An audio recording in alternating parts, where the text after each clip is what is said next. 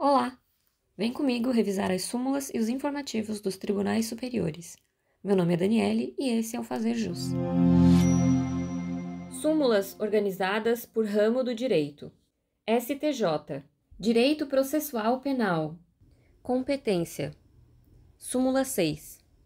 Compete à Justiça Comum Estadual processar e julgar delito decorrente de acidente de trânsito envolvendo viatura de polícia militar, salvo se autor e vítima forem policiais militares em situação de atividade. Súmula 47.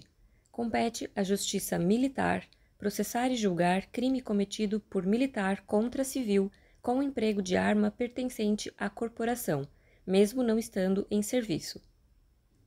Súmula 53. Compete à Justiça Comum Estadual processar e julgar civil acusado de prática de crime contra as instituições militares estaduais. Súmula 62.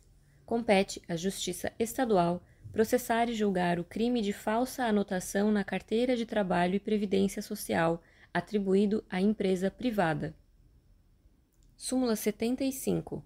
Compete à Justiça Comum Estadual processar e julgar o policial militar por crime de promover ou facilitar a fuga de preso de estabelecimento penal. Súmula 78. Compete à Justiça Militar processar e julgar policial de corporação estadual, ainda que o delito tenha sido praticado em outra unidade federativa. Súmula 90. Compete à Justiça Estadual Militar processar e julgar o policial militar pela prática do crime militar e a comum pela prática do crime comum simultâneo àquele. Súmula 104.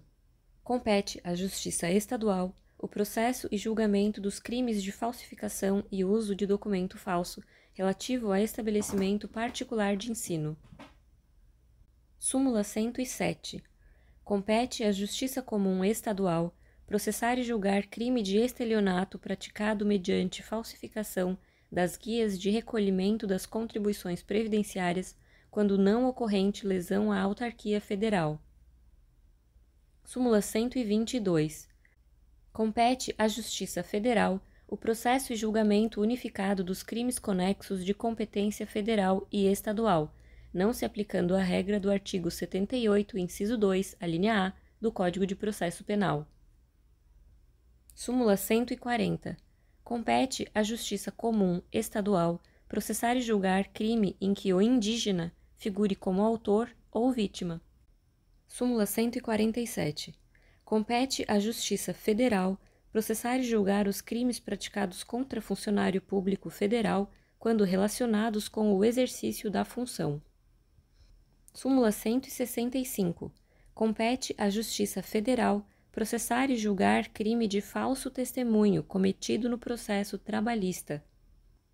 Súmula 172. Compete à Justiça Comum processar e julgar militar por crime de abuso de autoridade, ainda que praticado em serviço.